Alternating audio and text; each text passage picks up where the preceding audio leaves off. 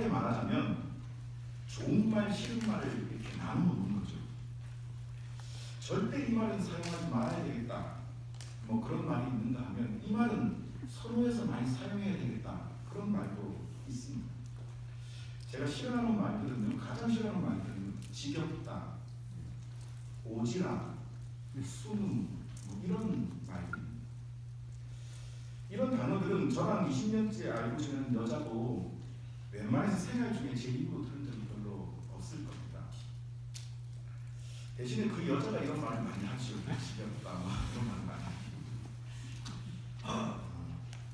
이런 말들은요, 자기 자신의 감정과 삶의 태도에 관한 그런 말들이죠. 그런데 자기 자신이 아닌 다른 사람들과 견주어서 하는 다른 사람들에게 하는 말 중에 가장 싫어하는 말을 하나 꼽자면 저는 수준이라는 말입니다. 사람들은 서로를 자신과 비교해서 나보다 못한 사람, 잘난 사람을 분류하고 그것을 수준차라고 합니다. 저는 그런 표현이 정말 싫습니다. 이런 말 저는 잘 안 쓰죠. 사람이다 사람이지 수준이 어디 있겠습니까? 그래도 있다면 사람의 수준이라는 게 뭔가요? 그동안 자기가 받은 학위, 모은 재산, 직장의 이력, 그리고 알량한 삶의 경험에서 얻은 상처들, 뭐 이런 것들을 모아놓고 수준이라고 하는 모양인데, 여러분 솔직히 얘기해서 사람의 수준차가 어디에 있습니까? 우리가 하나님 앞에 섰을 때 가장 정직한 인식은 이거 하나밖에 없잖아요. 내가 죄인이라는 사실. 이 한 가지밖에 없습니다. 내 머리 꼭대기 저 높은 곳에 계신 당신이 아니라 내 앞에 올곧게 마주서 계신 당신 앞에만 서면, 당신의 거룩한 빛 앞에만 서면 내 못난 그림자는 점점으로 길어집니다. 그런 의미에서 사람들 사이의 수준을 논하거나 생각하는 사람은요, 하나님 앞에 올곧게 서 있는 사람이 이미 아닙니다. 제가 가장 싫어하는 말입니다. 그런 반면에 자기 자신이 아닌 다른 사람들과 견주어 사는 다른 사람들에게 하는 말들 중에 가장 좋아하는 말을 꼽자면요, 온도라는 말입니다. 여러분, 매일같이 달라지는 수은주의 높이만 온도가 아니라 사람의 마음에도 온도가 있습니다. 따뜻함이 있는 거죠. 따뜻함이요. 어떤 사람은 옆에 가기만 하면 왠지 모르게 따뜻합니다. 기분이 좋습니다. 입을 호청이 그냥 몸을 휘감는 것처럼 몸에 편안함이 느껴집니다. 그런데 또 어떤 사람 옆에 가면 왠지 모르게 가시방석입니다. 어두운 벌판에 우두커니 혼자 서 있는 것 같습니다. 차갑습니다. 이 사람의 온도를 오늘 설교 제목으로 바꾸자면 열정이라고 말할 수 있을 것 같아요. 여러분 어떠세요? 열정 있는 사람 곁에 서는 것이 좋습니까? 아니면 냉랭한 사람 곁에 있는 것이 좋습니까? 여러분 어떠세요? 좀 바꿔서 또 여쭤볼게요. 여러분 열정적이십니까? 여러분 마음에는 온도가 있습니까? 아니면 열정적이라고 말하기는 좀 머뭇거려집니까? 여러분 어떠세요? 뭔가 나를 와락 사로잡는 그 무언가 때문에 전율했던 적 없었던가요? 그 일에 너무 미쳐버려서 이러다가 뭔 일 나는 거 아닌가 하는 두려움에 소름 돋도록 느낀 적 없으셨어요? 작년입니다. 신문 기사인데요. 2019년 3월 29일 날 뉴욕타임즈 신문 머리 기사입니다. 진실 씨, 제가 약속했잖아요. 신문입니다. 그러면 틀기로 했어요. 저 뉴욕타임즈 신문입니다. 우리 그 정 목사님께서 PPT 잘 사용하셔서 한번 사용해 보려고요.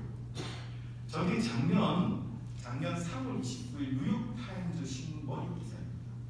어그로 프로젝트라고 하는데 말 그대로 주목받지 못한 사람들을 조명하는 그런 기획 기사입니다.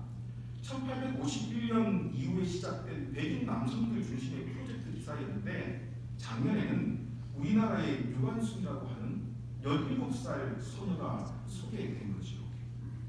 그런 의미에서 보면 우리나라가 좀 한 발자국 좀 늦기도 한 것 같습니다. 우리나라는 올해 3.1절 100주년 기념 올해 첫 번째 1월 달에 독립운동가로 선정한 분이 있는데 그분이 바로 유관순 열사입니다. 그 기사의 첫 시작은 이렇습니다.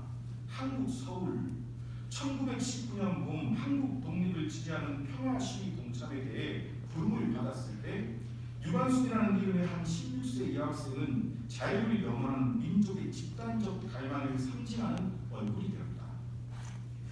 그리고 이 기사는 우리가 알고 있는 유관순 열사의 행적을 비교적 상세하게 기록하고 있습니다. 한국 여성을 위한 첫 번째 현대 교육기관이 서울에 있는 이화학당에 재학하고 있었고, 1919년 3월 1일 날 유관순과 4명의 부부들은 거리에 나와서 일제 식민지 통치에 항의하기 위한 최초 시위 중에 하나였던 만세운동 현장에서 시위에 참여한 다른 이들과 함께 대한민국 만세를 불렀고, 그리고 다시 3월 5일 날 유관순과 그녀의 부부들은 서울 남대문으로 행진 일본 당국에 구금되었다가 이화학당의 미국인 선교사들의 협상으로 풀려났고, 3월 10일 일제가 모든 학교에 휴교령을 내리자 유관순은 몰래 입수한 3.1 독립선언문 사본을 들고 서울에서 85km 떨어진 고향 춘천남도 청양으로 달려가서 자신이 다니던 매봉교회를 중심으로 마을 교회들마다 돌아다니면서 말 그대로 서울의 3.1운동을 전파하고 주민들을 결집하여 자체적으로 항의 시위를 주도했고, 그 현장에서 두 부모를 잃었고, 체포, 구금, 재판, 고문과 수용생활, 그리고 수용생활 중에서도 3.1운동 1주년을 맞아서 감옥 안에서 다시 만세운동을 주도하고 그 사건으로 지하 독방에 감금되어 고문을 받았고, 끝내 고문의 교육증과 영양실조로 석방 이틀을 남겨놓고 옥사하였고, 이때 나이가 17세였다. 그런 기사입니다. 우리나라 나이로 18세인 거죠. 그리고 이후에 한국민들의 전체적인 피해 상황 같은 것들이 기록된 기사가 지금 여러분 보고 있는 작년도 3월 29일 뉴욕타임스 기사입니다. 사진을 좀 확대해서 이렇게 보면요, 이게 그때 서대문 형무소 수용자 기록에 남아있는 유관순 열사의 사진입니다. 순하게 생겼죠. 우리나라 조상들은요, 이름을 이렇게 잘 짓잖아요. 건강하게 자라라고 차돌이라 그러고, 순하게 자라라고 순이라 그러고, 그러잖아요. 정말 어디서나 볼 수 있는 순이 같은 얼굴 아니에요. 그런데요, 저는 저 문맥을 매주일마다 봅니다.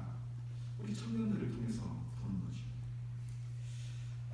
뭐 세간에는요, 기독교가 대한민국 독립운동사에 기여한 바가 없어서 연피형으로 기독교인인 유관순 열사를 가대 선전했다 하는 그런 논리도 있고, 그런 과한 평가 때문에 한국 역사교과서 8쪽 중에 반이 유관순 열사의 이야기를 삭제했다, 그런 이야기도 합니다.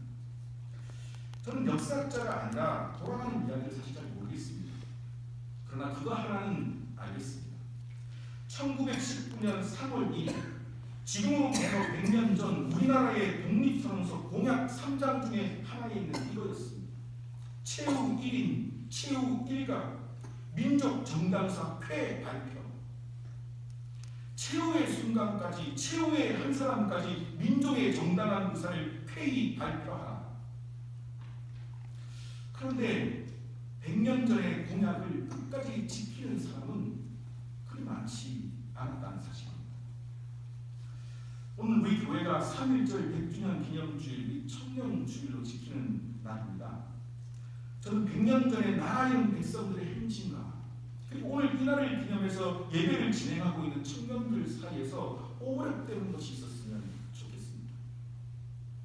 그때 거기에 있었던, 그리고 오늘 여기 우리 청년들에게도 반드시 있어야 하는 것, 그것은 온도입니다. 열정입니다. 이제 다 청년 목회를 시작했으니까요. 그래서 지난 몇 주간 동안 트럭 운전들이 끝나자마자 청년들이